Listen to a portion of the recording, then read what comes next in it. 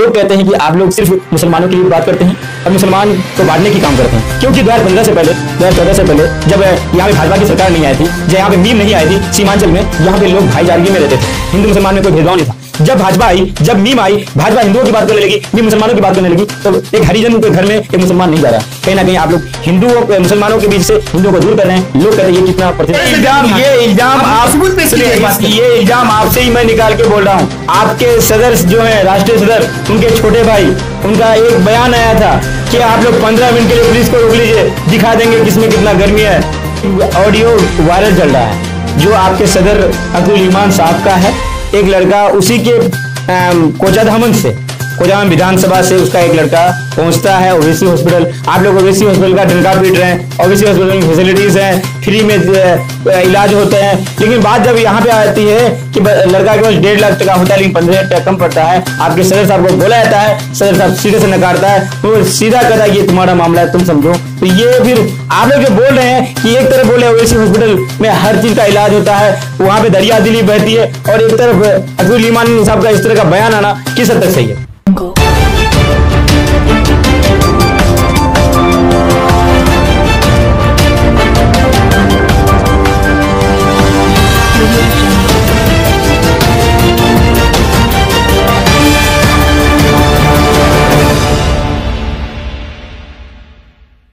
वालेकुम, नमस्कार, आदाब। मैं आपका दोस्त रियाज रही और आप लोग देख रहे हैं आपका अपना चैनल अपना गांव। दोस्तों, जैसे कि आप लोगों को पता ही होगा कि पिछले कुछ दिनों से हम लोग आपके प्रत्याशी प्रतिनिधियों से तीखे सवाल करते हैं जो कि आपके द्वारा दिए जाते हैं। अगर आप लोग चैनल में नए हैं तो चैनल को सब्सक्राइब करें, बेल आइकन दबा दें और वीडियो को ज्यादा से ज्यादा शेयर करें। दोस्तों, आज हमारे साथ हैं ऑल इंडिया मजलिस इत्तेहादुल मुस्लिमीन के जो अभी प्रत्याशी का दावेदारी पेश किए हैं, उनमें से एक नफीस हैदर साहब जो कि टेरागाज से बिलोंग करते हैं, लेकिन रहना सहना इनका शुरू से बहादुरगंज में हुआ है। तो चलते हैं, उनसे बात करते हैं। पहले तो आप अपना तारुफ हमारे व्यूअर्स को दीजिए कि आप हैं कौन, कहाँ से हैं, कहाँ तक पढ़ाई किए हैं और आपका पॉलिटिकल करियर कैसा रहा है? अस्सलाम वालेकुम नाजरीन, मैं आपका खादिम नफीस हैदर। मेरा अब्बाई मकान लोधाबारी टेरागाज पड़ता है, जो किशनगंज जिला का एक हिस्सा है और किशनगंज बिहार का एक हिस्सा है। और मेरी इब्तदाई तालीम पलासमनी बहादुरगंज से शुरू हुई और पलासमनी के जामे मस्जिद के मकतब से मैंने अपनी इल्मी सफ़र को शुरू किया और वो जामिया मिलिया इस्लामिया में जाकर के मैंने उसको इख्तिताम पे पहुंचाया और अल्लाह का करम है कि जामिया मिलिया इस्लामिया से मैं पॉलिटिकल साइंस में ऑनर्स करने का सर्फ हासिल पाया। यानी कि आप पॉलिटिकल साइंस को लेकर के आगे बढ़े हैं, इसलिए आप राजनीति में आए। तो अब ये बताइए, इससे पहले आप कितने बार इलेक्शन लड़ चुके हैं, चाहे वो पंचायत इलेक्शन हो या फिर विधानसभा इलेक्शन हो या लोकसभा इलेक्शन हो? रहा सवाल इंतखाबात का, देखिए 2010 में मैं पॉलिटिकल साइंस ऑनर्स किया और उसी वक्त मेरा अभी पढ़ाई के दिन ख़त्म हुए थे कि आप जानते हैं उसके फौरन बाद अन्ना आंदोलन की शुरुआत हुई और अल्लाह के करम से अन्ना आंदोलन में बढ़ चढ़ कर हिस्सा लिया, देश को स्वराज के लिए लड़ा और फिर आम आदमी पार्टी बनी, उसमें कुछ दिनों तक खिदमत किया। फिर कुछ दिनों बाद हमें एहसास होने लगा कि अरविंद केजरीवाल हमारे जज्बात को मजरूह करने लगे, तो फिर हम लोगों ने कता ताल्लुक़ की बेहतर समझी। उसके बाद हम साथ में लगे, परवीन अमानुल्लाह जी का हम लोग एक संगठन बनाए, ग्राम सभा मोहल्ला सभा अभियान समिति। उसके तहत मैं समाजी काम को अंजाम देता था और पटना में ही रहकर मैंने पटना के अगल बगल के खित्तों के इलाके में काम करने की शुरुआत की, कुछ दिनों तक वहाँ किया। फिर 2018 के वक्त आते आते 2018 तक, करीब 2016 में एक आंदोलन हुआ था, मेडिकल आंदोलन पटना में, उसमें भी साथ था। 2018 तक मैं उसमें रहा। फिर मुझे लगने लगा कि नहीं, मेरे खित्ते के लिए एक मुजाहिद की ज़रूरत है, एक ऐसे सोच की ज़रूरत है जो हमारे खित्ते की तरक्की कर सके, जो हमारे सूबे की तरक्की कर सके, जो मेरे वतन की तरक्की कर सके, जो पसमानदा लोगों की फिक्र करता हो, जो दबे कुचले लोगों की फिक्र करता हो, जो हाशिए में गए हुए लोगों की फिक्र करता हो। जब मैंने तलाश शुरू की तो मेरी तलाश कुल हिंद मजलिस इत्तेहादुल मुस्लिमीन में जाके खत्म हुई। कुल हिंद मजलिस इत्तेहादुल मुस्लिमीन ऐसी जमात है, मुझे लगा कि मुजाहिदों की जमात है जो दर्दमंदों के दर्द को समझ सकती है। और इसके कायल मैं इस बात को काटते हुए कहना चाहूंगा कि आप बोल रहे हैं कि कुल हिंद मजलिस इत्तेहादुल मुस्लिमीन दर्दमंदों की दर्द को समझती है। आज एक ऑडियो वायरल चल रहा है जो आपके सदर अब्दुल ईमान साहब का है, एक लड़का उसी के कोचाधामन से, कोचाधामन विधानसभा से उसका एक लड़का पहुंचता है ओवीसी हॉस्पिटल। आप लोग ओवीसी हॉस्पिटल का डंका पीट रहे हैं, ओवीसी हॉस्पिटल में फैसिलिटीज हैं, फ्री में इलाज होते हैं, लेकिन बात जब यहाँ पे आती है कि लड़का के पास 1.5 लाख टका होता है लेकिन 15 टका कम पड़ता है, आपके सदर साहब को बोला जाता है, सदर साहब सीधे से नकारता है, वो सीधा कहता है कि ये तुम्हारा मामला है, तुम समझो। तो ये फिर आप लोग जो बोल रहे हैं कि एक तरफ बोले ओवैसी हॉस्पिटल में हर चीज का इलाज होता है, वहां पे दरिया दिली बहती है, और एक तरफ अब्दुल ईमान साहब का इस तरह का बयान आना किस हद तक सही है? बिल्कुल आपका सवाल जायज है। देखिए, जहां तक इनफरादी किसी ऑडियो की बात है जी, मैंने बात जहां वहां की थी कि दर्दमंदों के दर्द को कोई समझ सकता है तो मजलिस इत्तेहादुल मुस्लिमीन है। तो मजलिस इत्तेहादुल मुस्लिमीन ने सदर अगर उनको चुने हैं तो वही देख करके चुने हैं साहब। सर मेरी बात पूरी नहीं, आप जवाब ले लिया कीजिए, फिर आप अपनी सवाल को कीजिए। जी बिल्कुल। और देखिए, मैंने यहाँ खत्म की थी कि दर्दमंदों के दर्द को समझ सकते हैं हम, उनके लिए हम उनसे, मुझे लगा कि बेहतर हो सकता है, मैं उनके साथ लगा और अल्हम्दुलिल्लाह कर रहे हैं। रहा सवाल ओवैसी हॉस्पिटल के डंका पीटने का, तो आप इस बात से मुतमईन हैं साहब, हम कभी डंका नहीं पीटते, हमको डंका पीटने की जरूरत नहीं। हम सर एक बात आप ये बताइए, आप डंका नहीं पीटते हैं लेकिन अब्दुल ईमान को आप अपना सदर मानते हैं? मेरी बात सुनिए तो सही, हमसे मुराद हमारी पूरी जमात है। हम डंका नहीं पीटते हैं, हम बेलौस खिदमत करते हैं और बिला किसी मकसद के इंसानी फलाह के लिए खिदमत करते हैं, और उसमें जरिया ओवैसी हॉस्पिटल का है। और अल्हम्दुलिल्लाह शुमा अल्हम्दुलिल्लाह बहुत सारे जरूरतमंदों की जरूरतें पूरी होती हैं, बहुत सारे बीमारों का इलाज होता है और करते भी। अगर उनमें से, मैंने ऑडियो नहीं सुना है और मुझे इस मामले में कोई जानकारी नहीं है, फिर भी मैं कयास के तौर पर यह बात कह दूं, अगर उनमें से किसी के साथ ऐसी बात हुई है तो मुझे नहीं लगता है कि सदर मोहतरम ने ऐसी कोई बात कही होगी। अगर कही है तो मुझे इस बात की जानकारी नहीं है। और आपको लगता है कि इतना मदद करने के बाद 15,000 रुपए के लिए कोई ऐसा कहेगा कि हम नहीं जानते हैं? मेरी बात सुनिए, ये जो है हमारे दुश्मनों का या समझ लीजिए विपक्षी पार्टियों का कोई ना कोई प्रोपेगेंडा है। देखिए साहब, जो नामवर होता है ना, उनको बदनाम करने के लिए लोग पीछे लगते हैं, और कहीं ना कहीं किसी की साजिश है कि वो हजरत ओवैसी साहब को, हजरत अख्तरुल ईमान साहब को, हमारी जमात मजलिस इत्तेहादुल मुस्लिमीन को बदनाम करने के लिए कोशिश कर रही है। क्योंकि अल्लाह का करम है, हमारी मकबूलियत दिन ब दिन बढ़ती जा रही है और हम मकबूलियत के शौकीन नहीं, हम खिदमत करने वाले लोग, हम खादिम हैं, हम खादिम करना चाहते हैं। लेकिन देखिए, ताल्लुकात के बिना पर, देखिए दो आदमी का जब कोई साबका पड़ता है, कोई मामला पड़ता है, तो थोड़ी बहुत अगर 19-20 होती है तो उसमें हमें भी बर्दाश्त करना पड़ेगा, और मेहरबानी रहेगी कि आप भी इन चीजों को नजरअंदाज एक बात नहीं सर, आप बोले कि ये एक तरह का साजिश है, चलिए मैं मानता हूँ साजिश है, लेकिन आवाज तो उन्हीं का था। मैंने उस आवाज को 50 बार सुना है, तब जाके मैंने ये सवाल आपसे पूछा है। तो मुझे नहीं लगता है कि ये अब्दुल ईमान साहब का आवाज नहीं था। देखिए, मैंने आपको पहले भी कहा कि उस ऑडियो के बारे में मुझे कोई इल्म नहीं है, मैंने वो ऑडियो नहीं सुना है, और ऐसा कुछ है तो मैं सुनूंगा, फिर मैं जवाब दूंगा, और मैं उसके बारे में जवाब नहीं दे सकता क्योंकि मुझे इसके बारे में जानकारी नहीं है। मैं अपने मामलात में उलझा हुआ हूँ और देख ही रहे दिन रात चलत फिरत मुलाकात बात लोगों से होती रहती है अल्हम्दुलिल्लाह, मैं इसलिए उसको नहीं सुन पाया हूँ। और इसके लिए अगर आपको सवाल करनी है तो पार्टी के जिम्मेदारान हजरात से आप इसकी बाइट ले सकते हैं। कि आप जब दावेदारी पेश किए थे, सिर्फ चंद लोग थे, यानी कि सिर्फ और सिर्फ 2 या 3 आप लोग थे, और उस समय पता ही नहीं लग रहा था कि कोई प्रत्याशी है। लेकिन टाइम बढ़ते गया, आदमी बढ़ते गए, अभी टिकट के लिए मारामारी हो रही है। तो ऐसे में नए लोग आकर के, नफीस हैदर साहब 2016 से जुड़े हुए हैं, 2018 से जुड़े हुए हैं, और कोई अभी आकर के पार्टी के लिए टिकट का डिमांड कर रहे हैं, तो अगर पार्टी उसको टिकट देती तो फिर नफीस हैदर साहब क्या करेंगे? मैं मई 2018 में जुड़ा था, ये बात को वाज़ेह कर दूं।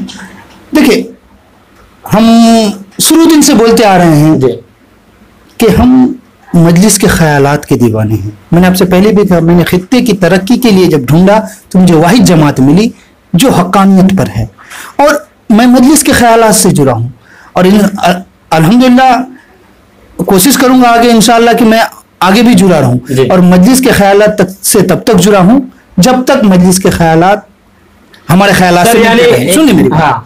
और आपने कहा प्रत्याशी का सवाल, शुरू दिन से मैं मजलिस का एक छोटा सा खादिम हूँ, कारकुन हूँ, मजलिस की खबर को लोगों तक पहुंचाता हूँ, और उस वक्त में मुझे लगा और मैंने कोशिश की कि मैं शायद इस खित्ते की नुमाइंदगी कर सकूं, और मैंने अपना हक समझा मजलिस में खिदमत करते हुए इस खित्ते की नुमाइंदगी करने का, तो मैंने सदर मोहतरम और दूसरे जिम्मेदारान से मशवरा करके अपनी दावेदारी पेश की जी।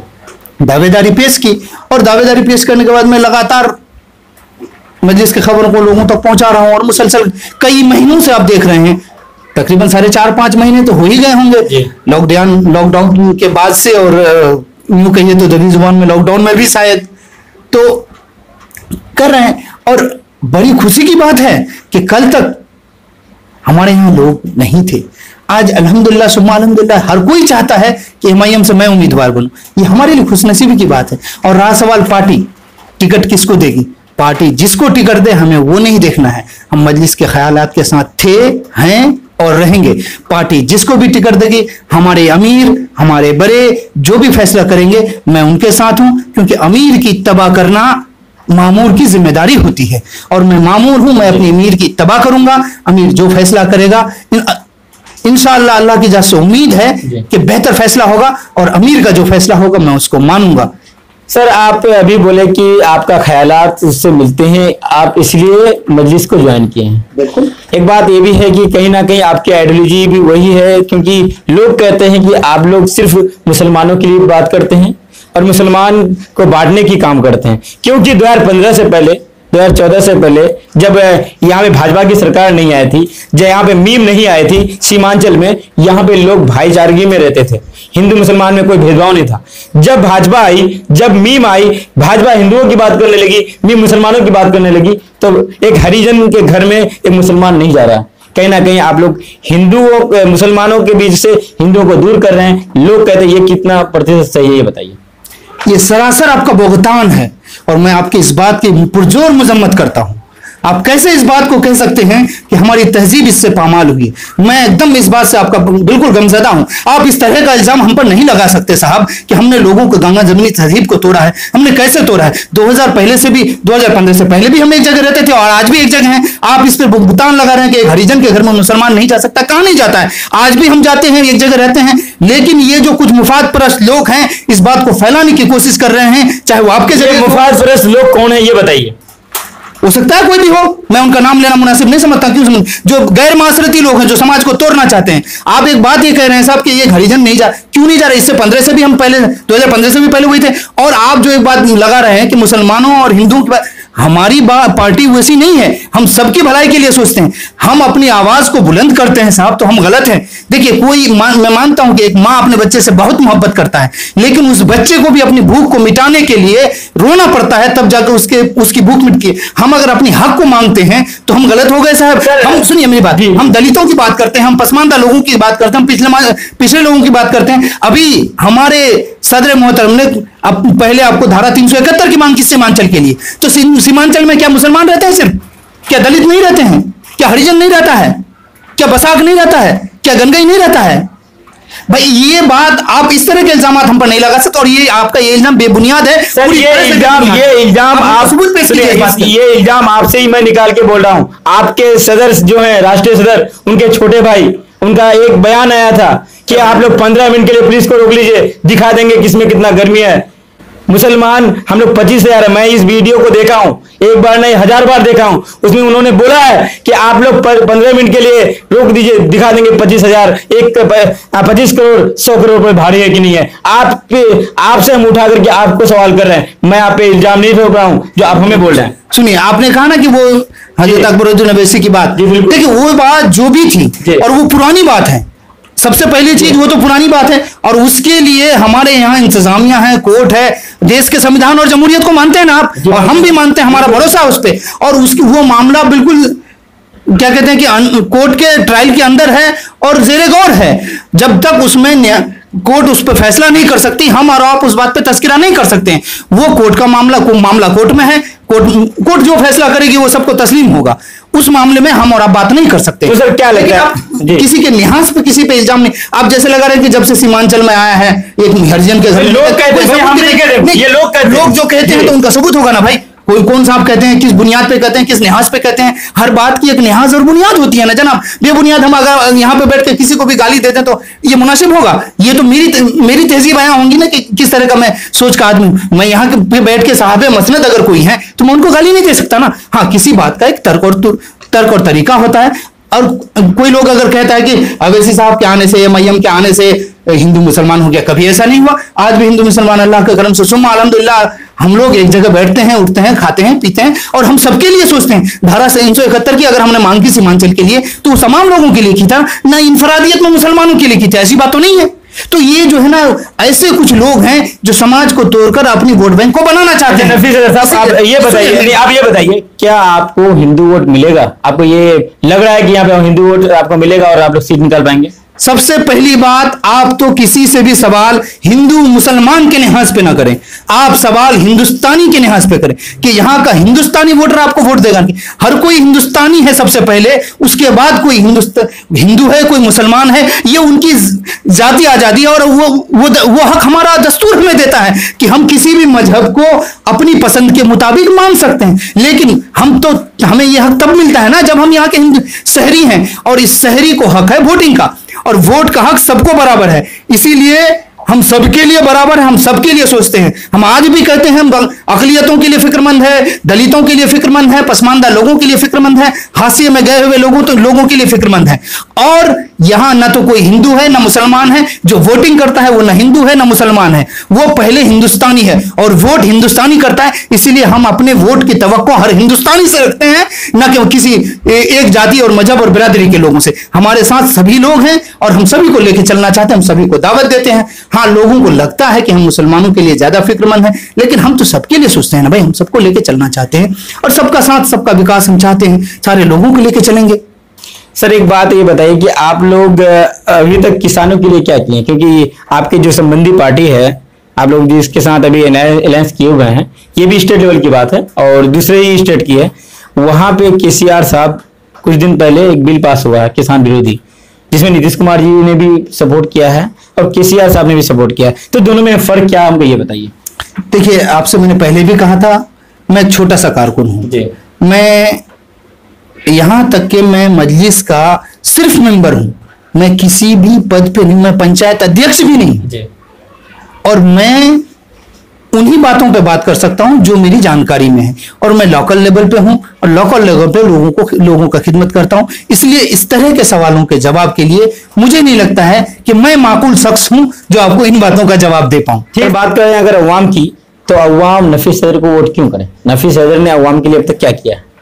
बिल्कुल सही सवाल है।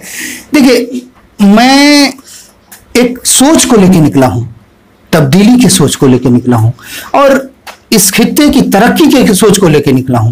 मैं लोगों के पास जाता हूं, इस बात को बताता हूं और एक बात जान लीजिए, अवाम बेहतर मुनसफ है।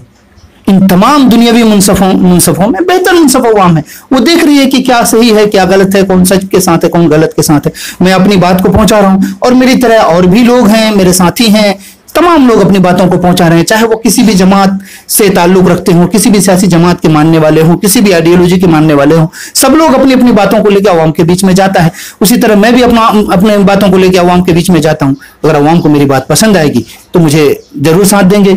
और मैं चाहता हूं कि हमारा जो खित्ता है वो तरक्कीमंद हो, यहाँ के बच्चों के हाथों में किताबें हों, कलम हो, यहाँ का रोजगार, यहाँ के नौजवान बरसरे रोजगार हों, इनको 2 रुपए की रोटी कमाने के लिए प्रदेश न जाना पड़े। मैं चाहता हूं कि हमारा जो दहकान है, हमारा जो किसान है वो खुशहाल हो, वहां उनको खाद और बीज हर साल ऋण पे मिले, उनके जरिया उपजाए गए अनाज को, उनके जरिया उपजाए गए गल्ले को सरकारी रेट पर सरकार जो हर पंचायत में मंडी लगाकर खरीदे। और मैं चाहता हूं कि यहाँ पे फरावानी हो, यहाँ पे सुख हो। आपको क्या लग रहा है अभी ये सब जो बोल रहे हैं ये सब यहाँ पे नहीं है? अब कहने का मतलब ये है कि ना मंडी है ना कुछ है, कुछ नहीं है। जैसे पैक्स के भवन है पंचायत लेवल, लेकिन वहां कहाँ किसी किसान का गल्ला खरीदा जाता है? सर, अब किसान के गल्ला की बात करते हैं तो जहाँ पे पक्ष है वहां पे विपक्ष भी है और ये सब कोई कह रहा है, हम नहीं, अवाम कहते हैं कि MIM विपक्ष का रोल अदा कर रहे हैं।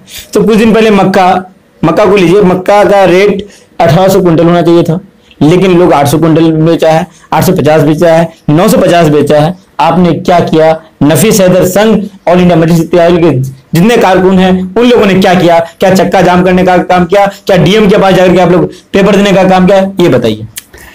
देखिए, ये जो मसला आप मक्का की संग का बोले, ये संगीन मसला है और ये ऐसे वक्त में हुआ। अल्हम्दुलिल्लाह मक्का उपजा बहुत, पर मक्के की कीमत सही नहीं मिल पाई। इसके लिए हम लोगों ने कोशिश की, लेकिन वो वक्त जो है ना लॉकडाउन के करीब करीब का भी वक्त था, तो इसलिए माशरती दूरी को मानते हुए, सोशल डिस्टेंसिंग को फॉलो करते हुए तमाम कामों को करना पड़ा। ऐसे वक्त में आप चक्का जाम करते या गैदरिंग करते, भीड़ इकट्ठा करते, तो ऐसे वक्त में फिर कानून का उल्लंघन होता, क्योंकि सोशल डिस्टेंसिंग लागू था। एक वबा फैली हुई है उसको लेकर, जो अभी तक लगभग है, तो उस वक्त ज्यादा थी। तो हमने इनफरादी तौर पे 2-4 लोगों के साथ मिलकर, कई लोग हमारे साथ थे, सीमांचल संगठन के जरिए से हमने इनफरादी तौर पर डीएम से मिले।